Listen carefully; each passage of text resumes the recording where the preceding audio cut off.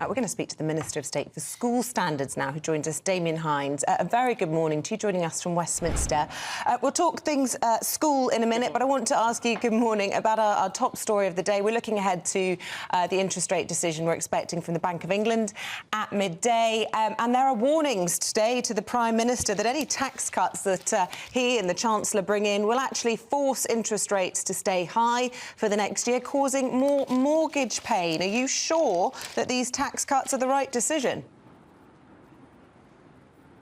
Well, look, we've had the autumn statement that we've had. I think if you're talking further than that, I think that's talking a little speculatively. Look, we've seen success already in bringing inflation down, more than halving inflation, hitting the Prime Minister's target. There are tax cuts coming for hard-working families in the new year, and also critically to encourage investment. And that's the right thing to do because it encourages investment. Investment creates growth. Growth creates jobs and underpins living standards for all of us. So yeah, I really welcome the cuts that we've had in inflation, but there's absolutely further to go, because we all know that inflation is a wicked foe, which needs to be borne down on.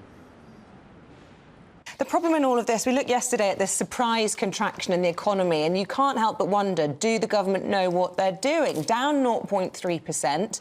People were expecting it to be pretty much the same. And you can't just say it's been a wet October. This is not the direction of travel that we were promised by the Prime Minister.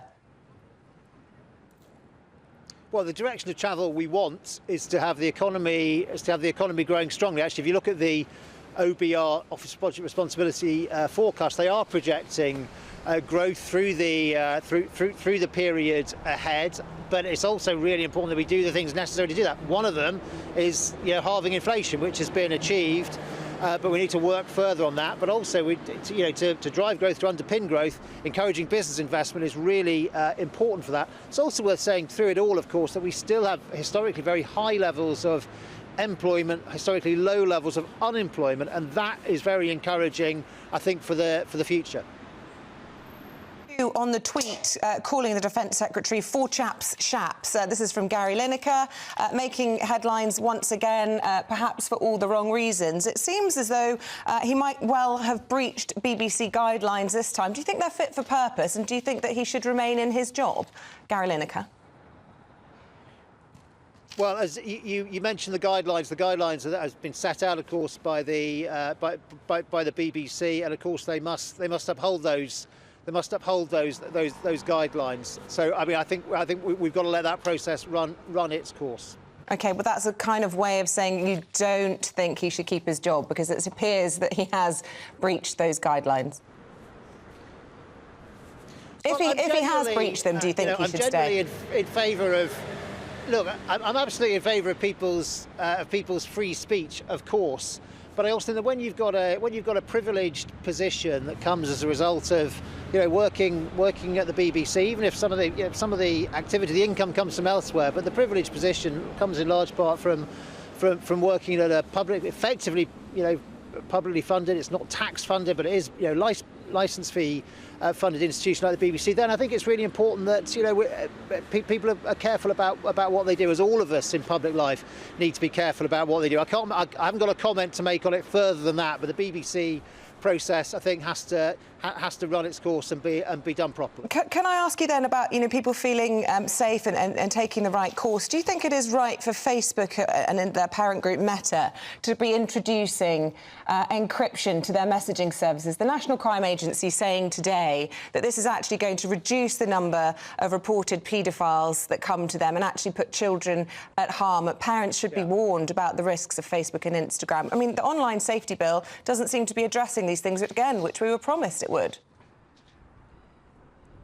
No, I don't think it's the right course of action for Meta, and I've said that in the past. Actually, when I was doing a previous job as security minister, and these subjects came up, the ability to find, to intercept paedophiles operating on the internet is a really important part of law enforcement activity. It's not a question about privacy. It's not about people's emails or messages being read. That's not what the technology does at all. It's about being able to detect when there's child abuse imagery effectively being shared around the terrible word shared, being propagated, moved around the internet. And when you have this type of encryption, if it stops that, that's the problem. Historically, Meta, by the way, have been actually really helpful in this regard, and I do hope they will think extremely carefully about this and reconsider and make sure the National Crime Agency, the NCA, have the tools they need to be able to protect children. I want to talk about education now. First of all, talking about Ofsted, you'll have heard lots of the coverage of the tragic suicide of a head teacher following on from an inspection where her school was spectacularly downgraded. Ofsted said that they didn't have any guidance on how they should be dealing with distressed head teachers, but I wonder, just how much of an issue is this, do you think, when it comes to perhaps teachers leaving the sector altogether? The unbearable pressure that's being put on our head teachers who've got such a huge job trying to get the best out of their kids. I mean, is enough being done, do you think, to ensure that these head teachers are supported? Look, it is the most terrible tragedy, and all our hearts go to the family of Ruth Perry. It's affected everybody in the world of education.